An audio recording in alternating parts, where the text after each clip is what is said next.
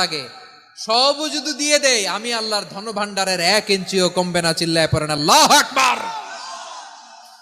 এজন্য আল্লাহ বললেন মুতাসাদ্দিকিনা ওয়াল মুতাসাদ্দিকাত, দানশীলদেরকে আমি ভালোবাসি। 60টা চলে গেল। 8 নম্বরে আল্লাহ বললেন ওয়াসসাইমিনা ওয়াসসাইমাত, রোজাদারদেরকে ভালোবাসি। আজকে রোজা রাখছেন?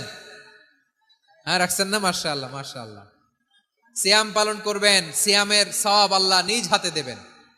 সেই স্টপ স্টপ, সামনে আসবেন না, স্টপ, পেছনে পেছনে পেছনে। আচ্ছা শেষ করে দিচ্ছি। 8 নম্বরে রোজাদারদেরকে আল্লাহ ভালোবাসেন, রোজাদার নারী পুরুষ। 9 নম্বরে হাফিযিনা ফুরুজাহুম ওয়াল হাফিযাত, যারা লজ্জাস্থানের হেফাজত করে, দৃষ্টির হেফাজত করে, অসংলগ্ন জায়গায় দৃষ্টি দেয় না, আল্লাহ তাদেরকে পছন্দ করে। সব শেষে ওয়াযাকিরিনাল্লাহ কাসীরা ওয়াযাকিরাত, যারা সময় পেলেই আল্লাহর জিকির করে। চেয়েছিলাম মনটা ভরে আয়াতের পুরো তাফসীর করব, সম্ভব হচ্ছে না। এই 10টা বৈশিষ্ট্য আল্লাহ তাআলা বড্ড পছন্দ করেন।